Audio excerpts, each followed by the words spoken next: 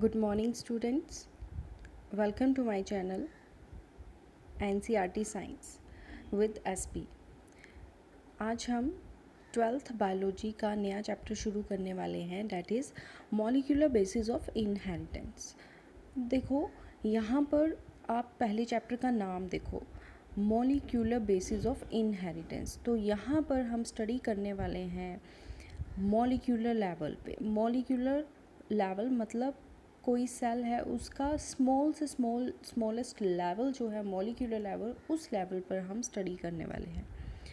तो अभी तक जैसे आपने जेनेटिक्स पढ़ी होगी, उसमें आपको पता है मेंडल कौन थे, जिनको जेनेटिक्स के फादर भी कहा जाता था। तो देखो ये जो मेंडल थे, इन्होंने इनहेरिटेंस के बारे में बताया था कि कोई भी इंडिविजुअल है, उसके कैरेक्टर्स उसके बच्चों में आगे से आगे जो जनरेशन पास होती हैं उनमें ट्रांसफ़र होते हैं। और ऐसा तो कोई चीज़ होगी जो उन कैरेक्टर्स को लेके जाती है, तो वो तो थे जीन्स। ओके, लेकिन मेंडल को जीन्स के बारे में पता नहीं था, तो उन्होंने जीन्स को क्या नाम दिया था, फैक्टर्स। वो उनको फैक्टर्स कहते थे। जीन्स उस वक्त डिस्कवर नहीं हुए थे, जीन्स का कुछ भी पता नहीं था। ओके, तो ये जो टाइम था मेंडल का, ये क्लियर नहीं था एक्चुअली, फैक्टर के बारे में क्लियर नहीं था कि ये फैक्टर हैं क्या। ओके, फिर ओवर द नेक्स्ट 100 ईयर्स वहाँ पर क्या हुआ, बहुत सारी रिसर्च हुई, इन्वेस्टिगेशन हुई। फिर जो जेनेटिक मटेरियल था डीएनए, उस पर बहुत रिसर्च चलती रही। तो ऐसे रिसर्च चलती रही तो वहाँ पर नई नई डीएनए की डिस्कवरीज हुई, जिनको हम आगे डिस्कस करेंगे। अब देखो, सबसे पहले मॉलिक्यूलर लेवल का मतलब मैं आपको समझा देती हूँ। मॉलिक्यूलर लेवल का मतलब क्या है, जैसे ये देखो, ये आपका सेल है। ओके, सेल के अंदर क्या है, न्यूक्लियस है। अब जो हमारा न्यूक्लियस होता है वो सेल का ब्रेन होता है। ये तो आपको पता ही है, आपने सेल पढ़ा होगा। तो nucleus is the brain of cell and it controls all the activities of the cell. Nucleus के अंदर हमारे क्रोमोसोम्स होते हैं। क्रोमोसोम का स्ट्रक्चर है, इट इज़ सेंट्रोमियर, और सेंट्रोमियर के ऊपर आपको क्रोमेटिड्स देखने को मिल रहे हैं। ये जो है ये वन क्रोमेटिड है और ये दूसरा क्रोमेटिड है। ओके, आप इसको वन क्रोमेटिड काउंट नहीं कर सकते हो। जब ये ऐसे होगा तब आप इसको वन क्रोमेटिड बोलोगे और इसको टू क्रोमेटिड्स बोलोगे। ओके, अब ये जो हमारे जीन्स होते हैं, ये जो हमारे क्रोमोसोम्स होते हैं, इनके ऊपर डीएनए होता है। ओके, तो डीएनए का स्ट्रक्चर ये है। तो इसी डीएनए के बारे में आने वाले लेसन्स में हम डिटेल में डिस्कस करेंगे कि ये डीएनए क्या होता है। अब देखो, न्यूक्लिक एसिड जो है टू टाइप्स के होते हैं, डीएनए एंड आरएनए। डीएनए की फुल फॉर्म है deoxy ribo nucleic acid and RNA की है राइबोज न्यूक्लिक एसिड। अब आपको पता है डीएनए जो है वो यूनिवर्सल जेनेटिक मटेरियल होता है लिविंग ऑर्गेनिज्म में। यूनिवर्सल मतलब ज़्यादातर जितने भी लिविंग ऑर्गेनिज्म होते हैं उनमें डीएनए जेनेटिक मटेरियल होता है। आरएनए जो है वो कुछ ही ऑर्गेनिज्म में, बहुत कम ऑर्गेनिज्म में आरएनए जेनेटिक मटेरियल होता है। फॉर एग्जांपल जो आपके वायरसेस होते हैं उसमें आरएनए जेनेटिक मटेरियल होता है। ओके, तो जो मेजॉरिटी ऑफ लिविंग ऑर्गेनिजम्स हैं उनमें जो डीएनए है वो होता है जेनेटिक मटेरियल, और आरएनए जो है वो कुछ वायरसेस वगैरह में होता है। इसके अलावा आरएनए के कुछ एडिशनल फंक्शंस हैं। It act as adapter. Adapter का रोल, जैसे ट्रांसफ़र आरएनए है जो वो अडेप्टर का रोल प्ले करता है। स्ट्रक्चरल में जैसे राइबोसोमल आरएनए आ गया, वो स्ट्रक्चरल का रोल प्ले करता है। कैटालिटिक मॉलिक्यूल्स जैसे राइबो न्यूक्लियेसेस आ गए, जितने भी एंजाइम्स होते हैं वो कैटालिटिक मॉलिक्यूल्स का रोल प्ले करते हैं। ओके, अब बात आती है कि ये न्यूक्लिक एसिड क्या है। ओके, अगर ऐसे आता है कि न्यूक्लिक एसिड क्या है, तो these are the monomer units of nucleotides. Nucleic acid क्या है, न्यूक्लियोटाइड्स की मोनोमर यूनिट्स। ओके, तो अब बारी आती है हमारे डीएनए की। हमारा डीएनए क्या है, उसका स्ट्रक्चर कैसा है, वो हम बिल्कुल डिटेल में करने वाले हैं यहाँ पे। देखो, तो डीएनए जो होता है वो क्या होता है, it is a long polymer of deoxyribo nucleotides. ठीक है, जैसे अभी मैंने आपको बताया था कि जो न्यूक्लिक एसिड है वो क्या है, monomer units of nucleotides. Okay, तो हमारा जो डीएनए है वो डीऑक्सीराइबो न्यूक्लियोटाइड्स की लॉन्ग चेन से बना हुआ है। अब हम देखते हैं कि हमारे न्यूक्लियोटाइड्स के कंपोनेंट्स कौन कौन से हैं। अब देखो, न्यूक्लियोटाइड्स जो होता है उसके कंपोनेंट्स कौन कौन से हैं। सबसे पहले हमारा आता है nitrogenous base, pentose sugar, phosphate group. Nitrogenous base are of two types, purines and pyrimidines. Purines के एग्जाम्पल हैं एडेनिन एंड ग्वानिन। पिरिमिडीन्स के हैं cytosine, uracil and thymine. Okay, अब देखो, ये जो हमारा एडेनिन, ग्वानिन और साइटोसिन, यूरेसिल एंड थाइमिन, अब ये डीएनए में कैसे प्रेजेंट होता है। डीएनए में हमारा होता है साइटोसिन एंड थाइमिन, लेकिन जो हमारा आरएनए है उसमें हमारा साइटोसिन और यूरेसिल प्रेजेंट होता है। Okay, instead of thymine RNA contain uracil. तो ये थोड़ा सा डिफरेंस है, ये याद रखना है कि जो हमारा आरएनए है उसमें क्या होता है, कौन से पिरिमिडीन्स होते हैं, और जो हमारा डीएनए है उसमें कौन से पिरिमिडीन होते हैं। ओके, बाकी जो है प्यूरीन वो यही प्रेजेंट होते हैं दोनों में, एडेनिन और ग्वानिन। ओके, तो अभी हम डिस्कस करते हैं कि ये जो प्यूरीन और पिरिमिडीन्स हैं इनका स्ट्रक्चर कैसे होता है। तो प्यूरीन्स जो होते हैं वो डाईसाइक्लिक होते हैं।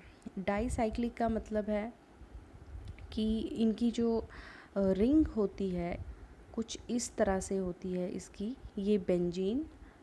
ओके, और ये इस तरह से स्ट्रक्चर होता है, और ये 9 मेंबर्ड स्ट्रक्चर होता है इनका, 1 2 3 4 5 6 7 8 9। तो देखो यहाँ पर 9 जो है वो इनकी पोजीशंस हैं। अब इनमें क्या होता है, 4 नाइट्रोजन एटम्स होते हैं। तो जो नाइट्रोजन एटम्स होते हैं वो कौन कौन सी पोजीशन पे प्रेजेंट होते हैं, 1 3 7 एंड 9। 1 3 okay 4 5 6 7 and 9। तो इस पोजीशन पर आपके नाइट्रोजन एटम रहते हैं प्यूरीन्स में। ओके, पिरिमिडीन्स का देखते हैं। पिरिमिडीन्स का स्ट्रक्चर कैसे होता है, इसका सिंपल बेंजीन लाइक स्ट्रक्चर होता है, और इसके 6 मेंबर्ड रिंग स्ट्रक्चर होता है इसका। तो इसमें पोजीशन इसकी है 1 2 3 4 5 6। तो इसमें 2 नाइट्रोजन एटम प्रेजेंट रहते हैं। ओके, 2 नाइट्रोजन एटम प्रेजेंट रहते हैं, एक रहता है आपका फर्स्ट पोजीशन पे और एक रहता है आपका थर्ड पोजीशन पे। ओके, तो इस तरह से ये प्यूरीन और पिरिमिडीन्स के स्ट्रक्चर जो हैं वो प्रेजेंट रहते हैं। अब ये जो आपके नाइट्रोजीनस बेसिस है प्यूरीन और पिरिमिडीन्स, ये न्यूक्लियोटाइड के साथ कैसे अटैच करते हैं। तो न्यूक्लियोटाइड के साथ ये कैसे अटैच करते हैं, ये पेंटोज, जो आपकी पेंटोज शुगर होती है न्यूक्लियोटाइड की, ठीक है, उसके साथ ये अटैच्ड रहते हैं, पेंटोज शुगर के साथ। पेंटोज शुगर जो है उस पर जो फर्स्ट कार्बन होती है उसके साथ ये बॉन्ड बनाते हैं, अटैच करते हैं। ओके, तो प्यूरीन्स की जो पोजीशन रहती है इसमें वो होती है 9th position. 9th position of purine और first carbon position of pentose sugar.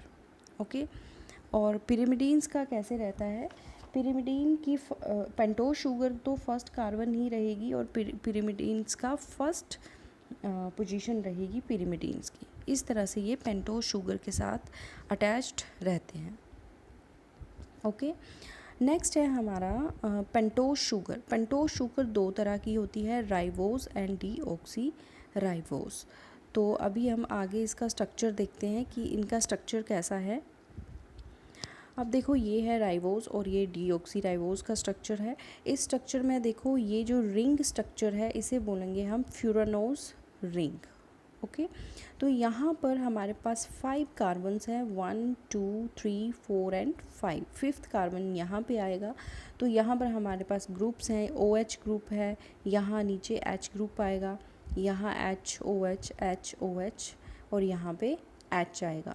यहाँ पर हम कार्बन की बैलेंसी को बैलेंस करेंगे। ओके, जैसे यहाँ 4 बॉन्ड बनते हैं ना, तो 1 2 3 और, ठीक है, तो इस तरह से बनेगा। तो यहाँ पर ये आएगा फिफ्थ कार्बन, यहाँ पे आएगा। ओके, तो ये है राइबोस शुगर का स्ट्रक्चर। डीऑक्सी राइबोस के केस में क्या होगा, यहाँ पर आपके पास OH और यहाँ H, और यहाँ पर आपका डिफरेंस आएगा, यहाँ पे OH की जगह क्या होगा, H होगा। यहाँ पे OH है, यहाँ पे H है। और यही रीज़न है कि हमारा जो DNA मॉलिक्यूल होता है, it is a stable. Okay, it is very stable. Stable क्यों होता है, क्योंकि यहाँ पर ऑक्सीजन एब्सेंट है। ऑक्सीजन जो होती है बहुत रिएक्टिव होती है, ऑक्सीजन यहाँ पे प्रेजेंट है, इसलिए वो ज़्यादा रिएक्टिव होती है, इसलिए जो हमारा RNA है वो रिएक्टिव होता है और DNA स्टेबल होता है। अब देखो जो भाई जो DNA है वो स्टेबल होना भी ज़रूरी है, क्योंकि वो जेनेटिक मटीरियल है। तो यहाँ पर इसका रीज़न एक ही है कि यहाँ पर ऑक्सीजन एब्सेंट है, यहाँ पर ऑक्सीजन प्रेजेंट है। ओके, तो ये इसका रीज़न है। थर्ड आपका आता है फॉस्फोरिक एसिड। अब देखो फॉस्फोरिक एसिड का फॉर्मूला क्या है, यहाँ पे P के साथ डबल बॉन्ड O आएगा और 3 आपके OH ग्रुप आएंगे। ओके, फॉस्फोरिक एसिड जो है वो हमारी पेंटोज शुगर के फिफ्थ कार्बन के साथ अटैच्ड होता है। ओके, एक बार फिर बता देती हूँ, phosphate group is attached at fifth carbon of pentose sugar. Structure के थ्रू आप देख लीजिएगा, अभी मैं आपको बताऊंगी। तो by combining 3 things nucleotide is formed. अब हमने ये 3 चीज़ें पढ़ी, कौन कौन सी, नाइट्रोजनस बेसिस, पेंटोज शुगर, और थर्ड हम पढ़ी फॉस्फोरिक एसिड। इन तीनों चीज़ों को कंबाइन करके हमारे पास क्या बनता है, न्यूक्लियोटाइड। ओके, स्ट्रक्चर देख लेते हैं यहाँ पे। ये देखो, ये है शुगर, डीऑक्सीराइबोस शुगर। तो देखो ये जो फर्स्ट पोजीशन है, यहाँ पर हमारा आएगा नाइट्रोजिनस बेसिस। तो मैंने आपको बताया था प्यूरीन होगा तो 9th पोजीशन होगी, पिरिमिडीन होगा तो फर्स्ट पोजीशन होगी। और जो ये बॉन्ड बनाएगा, ये बनाएगा ग्लाइकोसिडिक बॉन्ड। उसी तरह फॉस्फेट हमारा अटैच्ड होगा फिफ्थ पोजीशन ऑफ कार्बन के साथ। ओके, और यहाँ पर ये जो बॉन्ड बनाएगा, ये बनाएगा phosphodiester bond with the release of water. यहाँ से वाटर जो है वो यहाँ से डिलीट हो जाएगा, यहाँ से बाहर निकल जाएगा। ओके, तो ये फॉस्फोडाइएस्टर बॉन्ड बनाएगा। तो ये क्या बन गया, हमारा न्यूक्लियोटाइड। अब देखो न्यूक्लियोसाइड क्या होता है, पेंटोज शुगर और नाइट्रोजन बेस। अगर मैं यहाँ से फॉस्फेट ग्रुप को बाहर निकाल दूँ तो ये जो स्ट्रक्चर हमारे पास बन रहा है, it is called nucleoside. Okay, तो इतना सा ये थोड़ी सी आपकी इंट्रोडक्शन थी, जो बेसिक पार्ट था चैप्टर का। हम नेक्स्ट वीडियो में करेंगे। और गाइस, अगर आपको ये वीडियो अच्छा लगा हो तो इसको, मेरे चैनल को सब्सक्राइब कीजिए और वीडियो को शेयर कीजिए। मैं ऐसे ही आगे अच्छे से अच्छे कोर्सेज आपके लिए लाती जाऊँगी। और अगर आपकी कोई क्वेरी है, अगर जो भी आप नया पढ़ना चाहते हो, तो कमेंट सेक्शन में मुझे लिख के ज़रूर बताएं। Thanks for watching.